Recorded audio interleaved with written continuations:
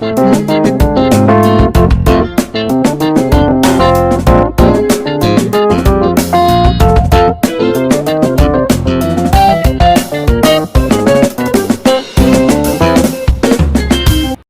kriminologi. Topik ke-23 dari 75 topik.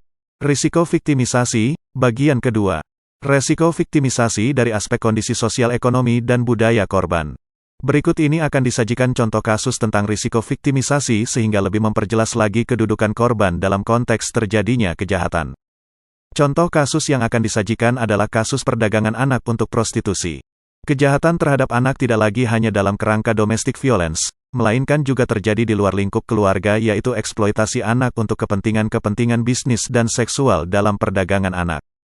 Menurut Bagong Suyanto, perdagangan anak, child trafficking, adalah suatu tindakan yang dilakukan dengan sengaja, mulai dari perekrutan melalui bujukan dan tipuan, paksaan dan ancaman, atau kekerasan bahkan penyalahgunaan kekuasaan terhadap anak-anak untuk kemudian dikirim ke suatu tempat guna dipekerjakan paksa, kompensasi untuk membayar hutang, kepentingan perbudakan, termasuk untuk dilacurkan.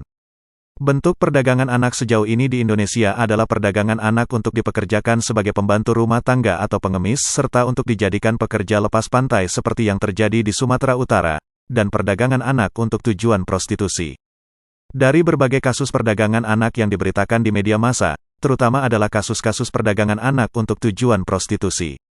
Perdagangan anak untuk tujuan prostitusi adalah mengeksploitasi anak dengan menjadikannya sebagai pekerja seks dalam sindikat pelacuran. Akhir-akhir ini terjadi kecenderungan peningkatan jumlah anak-anak yang dipekerjakan sebagai pekerja seks. Seperti yang diungkapkan oleh Kalyana Mitra, sebuah LSM pemberdayaan perempuan, bahwa 30% dari total pekerja seks di Indonesia adalah anak-anak di bawah usia 18 tahun. Menurut IPEC, sebuah organisasi di bawah ILO, jumlah total pekerja seks di Indonesia diperkirakan mencapai 650.000 orang, data bulan Maret tahun 2002, berarti sekitar 195.000 anak-anak perempuan di Indonesia dipekerjakan sebagai pekerja seks. Anak-anak perempuan ini dipasarkan ke kota-kota besar seperti Jakarta dan Surabaya. Selain itu, ILO IPEC juga mencatat tempat-tempat tujuan perdagangan anak ini adalah Batam, Bali dan Medan. Bahkan perdagangan anak ini juga dilakukan lintas negara seperti Taiwan, Singapura, Hong Kong, Brunei dan lain-lain, data bulan Oktober tahun 2001. Sumber pasokan dalam perdagangan anak lintas negara ini disinyalir paling banyak berasal dari Indonesia, data bulan Mei tahun 2001. Adanya perdagangan anak untuk prostitusi ini menunjukkan bahwa anak-anak sangat berisiko mengalami eksploitasi seksual. Sebuah lembaga advokasi anak internasional mendapatkan bahwa anak-anak yang berisiko terlibat dalam perdagangan anak untuk prostitusi adalah anak-anak yang telah menjadi korban penyiksaan sebelumnya, anak-anak yang ditelantarkan, kehilangan keluarganya, anak-anak yang melarikan diri dari rumah dan anak-anak yang keluarganya tidak mampu memberikan perlindungan kepada mereka. Risiko juga dihadapi oleh anak-anak yang tinggal di dekat daerah-daerah tujuan wisata dan pangkalan militer serta anak-anak yang tidak memiliki status legal yang jelas. Perdagangan anak untuk prostitusi adalah bentuk viktimisasi terhadap anak oleh orang dewasa. Data-data mengenai besarnya jumlah anak-anak yang diperdagangkan untuk prostitusi di Indonesia mengindikasikan bahwa anak-anak Indonesia amat rentan terhadap viktimisasi dan eksploitasi dari orang dewasa. Terjadinya perdagangan anak, child trafficking, untuk kepentingan prostitusi tidak terlepas dari adanya bisnis pelacuran wanita dewasa. Anak-anak perempuan dijadikan sebagai objek komoditas perdagangan dari seseorang atau kelompok tertentu yang menjalankan bisnis seksual guna meraih keuntungan ekonomi berlipat ganda. Layaknya dalam perdagangan lainnya, gejala perdagangan anak ini dapat dipahami dengan mengadopsi pemikiran tentang adanya mekanisme pasar dalam perdagangan anak untuk prostitusi. Secara umum, berjalannya perdagangan anak untuk prostitusi memenuhi mekanisme pasar, yaitu adanya kebutuhan, demand, dan pasokan, supply, terhadap pekerja seks anak dalam bisnis pelacuran. Adanya perdagangan anak ini terkait dengan kebutuhan industri pariwisata dan hiburan serta para pelaku yang memang menyukai anak-anak untuk objek seksualitas mereka. Beberapa unsur penting dalam perdagangan anak, yaitu rekrutmen, pengangkutan atau transportasi, lintas batas dan paksaan serta eksploitasi terhadap anak. Perdagangan anak tidak terlepas dari adanya jaringan pemasok yang menyediakan anak-anak sebagai komoditas prostitusi. Anak-anak perempuan direkrut dengan berbagai cara termasuk penipuan, bujukan bahkan ancaman dan paksaan serta penculikan. Penipuan yang dilakukan oleh jaringan perdagangan anak terhadap korbannya di mana korban mempunyai hubungan dekat dengan pelakunya dan menaruh kepercayaan terhadap pelaku. Kedekatan dan kepercayaan korban digunakan oleh pelakunya untuk mengelabui korban sehingga korban dijual kepada pelaku lainnya. Para korban direkrut menggunakan calo yang beroperasi di terminal atau stasiun kereta. Mereka membujuk korbannya dengan dalih akan dipekerjakan sebagai pembantu rumah tangga dan kemudian korban dibawa ke yayasan penyalur pembantu rumah tangga. Namun korban ternyata dijual kepada yayasan dan dijual lagi kepada pemilik bar untuk dipekerjakan sebagai pekerja seks. Demikian juga, para korban direkrut dengan penipuan yang berkedok perusahaan penyalur tenaga kerja. Mereka direkrut untuk dipekerjakan di luar negeri sebagai buruh atau pembantu rumah tangga. Namun di tempat penampungan mereka disosialisasikan untuk menjadi pekerja seks. Sementara itu cara perekrutan pada kasus lainnya, korban oleh orang tuanya melalui perantara untuk dijadikan pekerja seks. Dalam hal ini korban sengaja dikorbankan oleh orang tuanya untuk kepentingan ekonomi keluarganya. Selanjutnya anak-anak yang berhasil direkrut ini dikirim ke berbagai tempat tujuan baik di dalam negeri maupun di luar negeri. Di tempat-tempat tersebut mereka dipekerjakan di diskotik, bar, atau tempat-tempat pelacuran. Tidak jarang di antara mereka yang dikirim ke luar negeri untuk dijadikan pelacur cilik. Kasus-kasus menunjukkan bahwa para korban dikirim secara lintas provinsi yang jauh dari tempat tinggalnya. Sedangkan pada kasus lain, mengingat para korban ditampung oleh jaringan yang berkedok sebagai perusahaan pengerat tenaga kerja, kemungkinan besar akan dipekerjakan sebagai pekerja seks dan pemain film porno di luar negeri. Ketika sampai ke tangan mucikari, anak-anak korban perdagangan anak ini dipaksa bekerja sebagai pekerja seks. Mereka dieksploitasi untuk menghasilkan keuntungan yang besar terhadap mucikarinya. Mereka sulit melepaskan diri karena diancam akan dibunuh atau ditakut-takuti oleh para mucikari. Viktimisasi dapat dirumuskan sebagai suatu penimbulan penderitaan, mental, fisik dan sosial, pada pihak tertentu oleh pihak tertentu dan untuk kepentingan tertentu. Dalam perdagangan anak, anak-anak yang diperdagangkan mengalami penderitaan mental, fisik dan sosial. Hal ini terjadi antara lain karena anak-anak dalam posisi yang lemah dan rawan untuk menolak dilibatkan dalam perdagangan anak. Keterlibatan anak-anak dalam jaringan perdagangan anak untuk prostitusi karena berbagai alasan, misalnya untuk alasan-alasan ekonomik survival. Dalam kasus tertentu, anak-anak yang dijual oleh orang tuanya sendiri secara sadar diperdagangkan untuk prostitusi. Mereka secara sadar masuk dalam dunia prostitusi karena didorong oleh kebutuhan ekonomi keluarga. Kondisi ini tidak terlepas dari terbatasnya lapangan kerja yang dapat menjadi pilihan bagi anak-anak untuk membantu perekonomian keluarga. Anak yang menjadi korban karena terlibat dalam perdagangan anak untuk prostitusi dapat dikatakan telah mengalami viktimisasi struktural.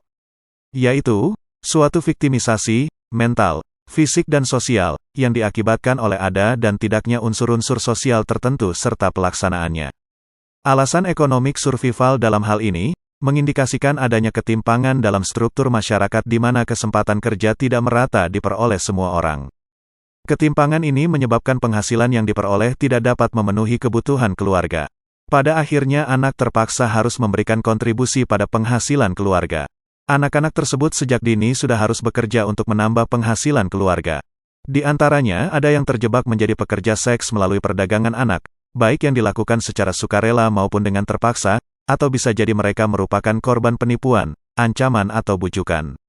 Perdagangan anak untuk menjadi pekerja seks karena penipuan, misalnya saja, adalah ketika ada siswa SMK, dijanjikan bekerja ke luar negeri seperti kasir, perawat lansia, ataupun petugas kebersihan di sebuah pusat perbelanjaan di luar negeri, dengan gaji yang tentunya lebih besar daripada di tanah air, yang si korban pikir dapat mencukupi rumah tangga keluarganya. Ternyata ia harus menghadapi kenyataan pahit, ketika mendapati dirinya, kemudian dijadikan budak seks oleh agen-agen pekerja migran yang tidak bertanggung jawab. Dalam perdagangan anak untuk prostitusi, anak-anak yang menjadi korbannya, selanjutnya mengalami viktimisasi berupa pengeksploitasian saat menjadi pekerja seks. Bagi mereka sulit untuk keluar dari jeratan perdagangan anak karena mereka secara fisik lebih lemah atau takut secara psikologis terhadap para pelaku yang orang dewasa. Hal ini menjadikan mereka tidak mampu melakukan perlawanan atau mencegah kejahatan dan membuat mereka mudah menjadi sasaran kejahatan. Bagi pelaku perdagangan anak, supplier, mempekerjakan anak-anak dipandang menguntungkan karena lebih mudah diperdaya dan juga tidak perlu dibayar mahal dibandingkan jika mempekerjakan perempuan dewasa. Sedangkan bagi konsumennya, anak-anak lebih aman karena dipandang bebas dari penyakit kelamin. Namun anak-anak yang diperdagangkan dalam bisnis prostitusi sangat rentan mengalami kekerasan baik dari para suppliernya maupun dari para konsumen mereka. Selain risiko kehamilan di usia muda, mereka juga sangat rentan tertular penyakit kelamin dan AIDS sehingga viktimisasi yang mereka alami akan terus berkelanjutan. Sementara itu upaya penanganan terhadap masalah perdagangan anak belum memadai baik dari sisi aturan hukum maupun penegakan hukumnya. Aturan hukum yang berkaitan dengan masalah perdagangan anak terutama adalah KUHP Pasal 297 yang melarang perdagangan anak perempuan dan laki-laki di bawah umur. Pasal 290, ayat 3e, yang melarang tindakan membujuk anak di bawah umur 15 tahun untuk melakukan tindakan cabul atau berhubungan seksual dengan orang lain. Pasal 293, ayat 1, melarang perbuatan cabul terhadap orang yang belum dewasa dengan membujuk, menawarkan balas jasa berupa uang atau lainnya, atau menggunakan pengaruh dari hubungan yang ada dengan korban, atau dengan penipuan. Dari aturan-aturan hukum pidana tersebut tidak ada aturan yang secara spesifik melarang perdagangan anak. Kondisi tersebut diperparah lagi karena banyak faktor yang menyebabkan kasus-kasus perdagangan anak untuk prostitusi tidak mudah terungkap. Perdagangan anak untuk prostitusi termasuk sebagai salah satu kegiatan sado ekonomi bayangan, yang tergolong ilegal. Hal ini menyebabkan aktivitas perdagangan anak untuk prostitusi dikelola secara tertutup. Anak-anak yang menjadi korban aktivitas ini sulit keluar karena perangkap hutang ataupun karena ancaman kekerasan dari para pengelolanya. Hal ini membuat kasus-kasus perdagangan anak tidak mudah terungkap karena korban tidak dapat diketahui dan senantiasa dalam penjagaan pengelolanya. Masih dalam kaitannya dengan aktivitas ekonomi bayangan, penanganan yang dilakukan oleh polisi cenderung bersifat reaktif. Artinya polisi hanya akan bertindak jika ada korban yang melaporkan kasusnya kepada polisi. Anak-anak yang terlibat dalam perdagangan anak untuk prostitusi adalah korban child abuse. Namun masyarakat cenderung memberikan stigma negatif terhadap mereka, karena pada kenyataannya mereka adalah pelacur. Respon masyarakat akan berbeda misalnya terhadap anak-anak yang menjadi korban perkosaan. Hal ini membuat anak-anak yang diperdagangkan untuk prostitusi mengalami viktimisasi lainnya, yaitu stigma dari masyarakat. Adanya stigmatisasi tersebut membuat anak menjadi tertutup dan sulit berbicara dengan orang lain, sehingga pengungkapan kasusnya juga menjadi lebih sulit dilakukan. Itulah materi ke-23 teori kriminologi. Channel ini membantu memahami mata kuliah bagi para mahasiswa di perguruan tinggi manapun di Indonesia, maupun masyarakat umum. Video tutorial ilmu hukum, ilmu pemerintahan, ilmu komunikasi, ilmu manajemen, ilmu administrasi dan lainnya disajikan di channel. Video tutorial dituturkan dan disubtitelkan agar dapat ditonton, dibaca sambil didengarkan. Untuk pemahaman yang lebih baik, putar dan dengarkan video tutorial berulang-ulang. Subscribe dan like, agar Anda mendapatkan update tutorial lainnya. Bagikan link video ini, agar teman lain juga mendapatkan manfaat channel ini. Sampai jumpa.